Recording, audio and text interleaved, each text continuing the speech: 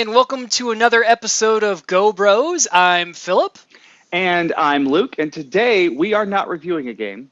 We are not reviewing a media experience. We are going to review an article that we found on Reddit that was published by Upload VR.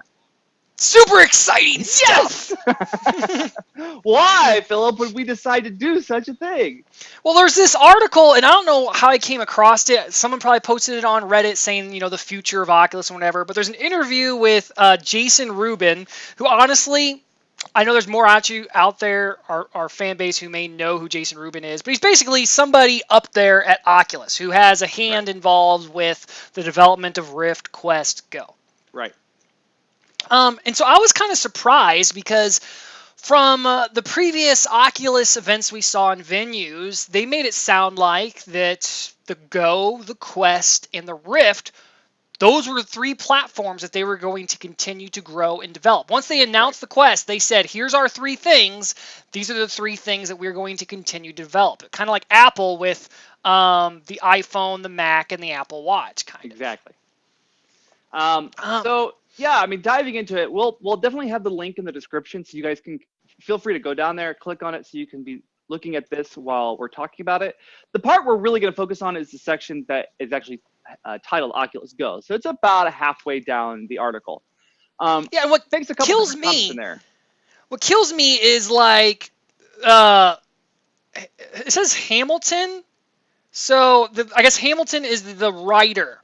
Right. And the author was telling Rubin that he felt like people were buying the Oculus Go by mistake. Like they were going to go buy the Quest, but the Quest was selling out. And he's like, people are expecting to get a Beat Saber machine and are getting disappointed when they get the Oculus Go. And I just think that that's total garbage.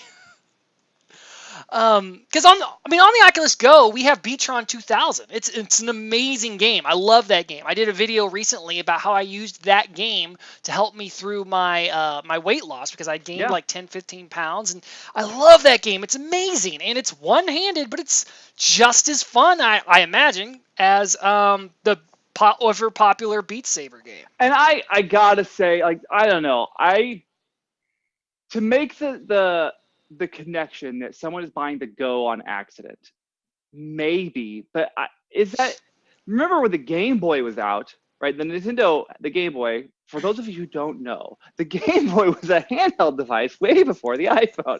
When the Game Boy came out, people weren't buying Nintendos on accident or buying Game Boys on accident. They were both for sale at the same time, and they were both sold out, but no one bought the other one on accident. So, I mean, yeah, maybe that is happening, but I really kind of doubt it because they are right next to each other. And there is one section that says, Oculus Quest, and there's nothing in there because they're sold out. And there's another that says Oculus Go, and it's full of Oculus Goes because they're not sold out. So I don't believe people are picking up on mistake. Not to say it's never happened, but I can't imagine that's happening often enough worth bringing it up. The way that this article was positioned to me was the way I felt like it was positioned is the Oculus Go ain't worth it. So why are we still talking about it? And I feel like that is the wrong standpoint. It's all about your audience. They don't make, a lot of high-end cars that cost $1 million. They exist, but they don't make a lot of them. They have a very particular audience, right? And that audience is also not buying the Prius. But they continue to make them because they have different audiences, even though they basically both do the same thing. Now, the Quest and the Go, there are differences. They basically do the same thing, but one obviously has more bells and whistles, and you can do a lot more with it. But ultimately, you're getting a VR experience. And so the way that he positioned that in the article, this interview happened at a gaming conference. I don't remember which gaming conference it was, but the comment there was that the gamers want 6 degrees of freedom. They want that full immersive thing. And I would agree that those gamers at those conferences want that. But can we also kind of agree that there are also two different kinds of like Star Trek fans, the ones who go to conferences and the ones that don't? I mean, I think that there is a very big difference. That doesn't make the fan base any less important just because they don't go to those conferences.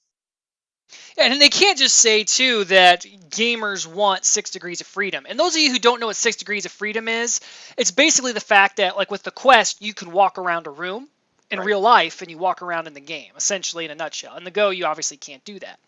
Um, but that's the VR gamers. There are people. Right. He says in that same section you talk where they mention the 6 degrees of freedom that Oculus has telemetrics. They know what everybody's doing on their Go. I mean, big surprise. It's kind of backed by Facebook's Facebook. tracking us. Oh my god. And they say that almost everybody is using it for media. And that's just what everyone's using it for. And in a way, it's kind of marketed that way. I mean, just look at the box for the Oculus Go. There are Right. games on there, but there's also Netflix, Hulu, and there's a couple different Facebook groups for Oculus Go users. I go in there and I ask people, hey, are you interested in playing games with others? And everyone's like, no. They just want to lay in bed and they want to watch Right. media. But one thing that Eduardo, who's one of the admins from the Community Discord, we're always talking about, Go versus Quest, and is the Go still going to be around? And he made a great post today on August 16th, how he feels like the Go is always going to be around, at least for the near future, because it's what's going to get people who maybe aren't even interested in virtual reality because Yeah. they're getting it as a media device and to stream on a big screen. But then maybe once they get used to watching stuff, they might decide, hey, what else can I do on here? And Yeah. some of those folks like playing games. We all play games on our phone, and that's a flat screen. We're not throwing our phones away because we don't have 6 degrees of freedom in our Right. phones. Exactly. Back to the car analogy. Most people, when they buy their first car, they're not buying a nice car. They're buying a car that gets them around. And then once you have that freedom, they're like, hey, this is my car. I pay my own money for this. Wouldn't it be nice if I had a nicer car? And it's your gateway car into other cars. I think the Go is that. I still believe that there's a lot of untapped potential there in regards to gaming alone. There is a lot that you can do in 3 degrees of freedom. The Angry Birds one that came out. Oh my goodness. The Angry Birds game on the Go is great. I wish they could come up with a way to make it multiplayer. But to me, I was like, this is perfect. Like the Go for Angry Birds, you need to have a singular point of view to make the game fair for all and be able to, you only need the one hand for it. So to me, and it was well done by a high-end studio. So yes, there are still plenty of opportunities for really great games. To me, it's all about understanding who you're marketing it to. And it is a media device. It's a great media device. But, we recently got Dad hooked on the Oculus Go, and he's been enjoying it. And we've been saying that this is an opportunity for people who don't even have a computer, who've not done gaming before, to get a taste of that. Like people who have gone their whole life not having a gaming system at all, the Go is becoming their first gaming system. Not just their first VR system, but their first gaming system because it's so approachable. Some Call of Duty is a little hard to just get into on the Xbox. Yeah. You don't just pick it up. You got to really try.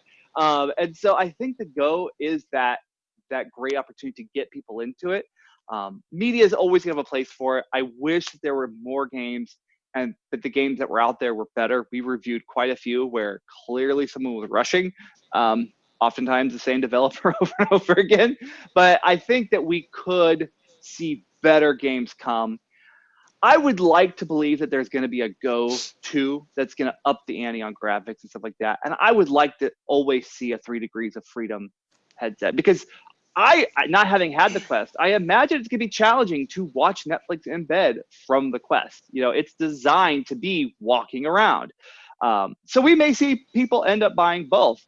But it's interesting the way that it was positioned in the article. I was kind of disappointed that there was a Facebook guy out there basically saying, meh, like it didn't do what they wanted it to do. And I'm like, I feel like it's doing exactly what it should have been doing. But Yeah, and it could be, as a media device, it's not making Oculus or Facebook any money.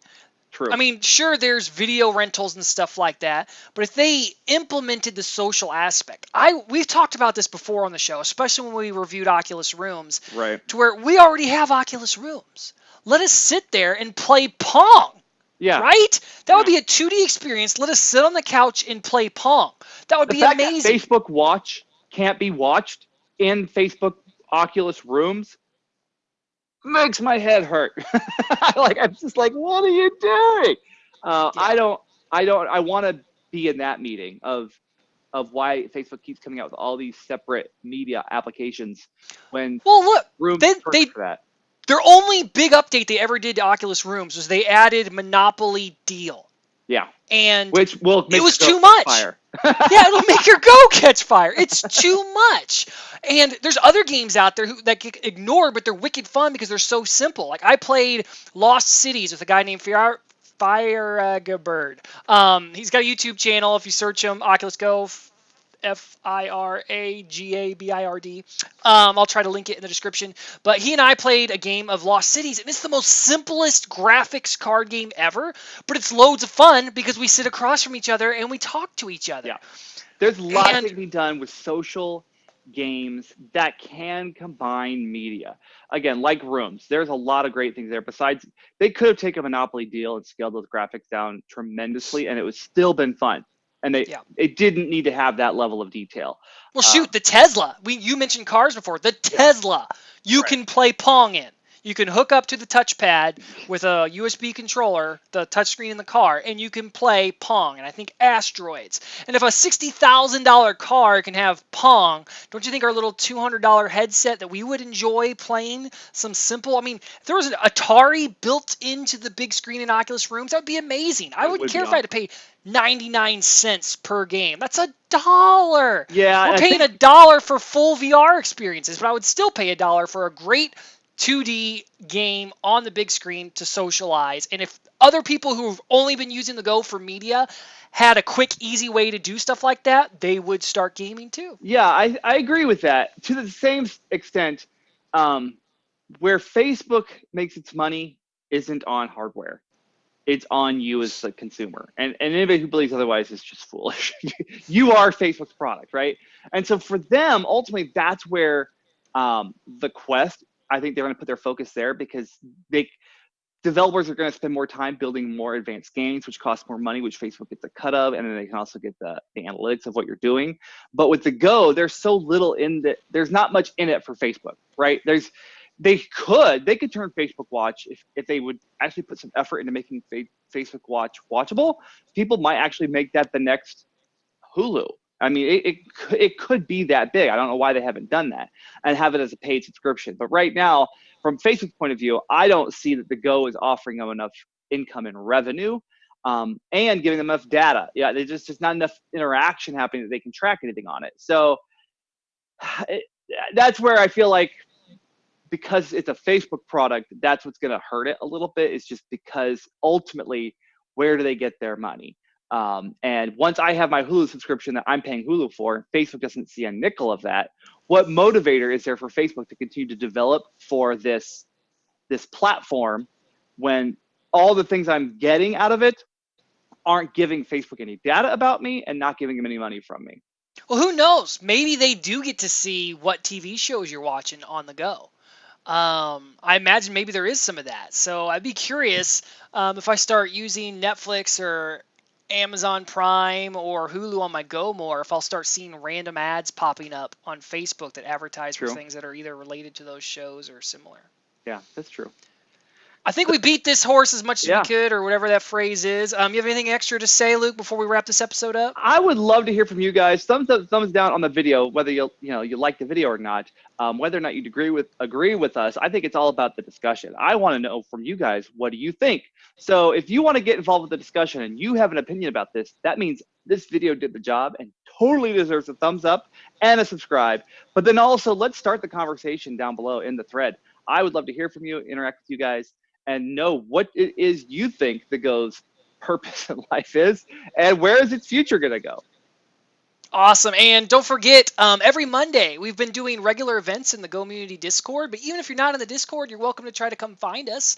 Every Monday, 2 p.m. Eastern Time, we're always playing Cloudlands Mini Golf. That's something we've been doing for several weeks. And then this Sunday, we're going to try starting to do, well, we've probably already done it a couple weeks by the time you see this episode, but Shoot 'em Up Sundays, where just a bunch of us will party up and we'll just play whatever shooters we feel like playing. There we go. 2 p.m. Eastern on Sundays. And if you want to be able to always be part of that, the Go Community Discord is the best place to go. And I will be live streaming them at twitch.tv/Philip from Go Bros. And you can find that link to the community in the description below. Well, thanks for tuning in to another episode of Go Bros. I'm Philip. And I'm Luke, and we will see you guys next time. See you next time.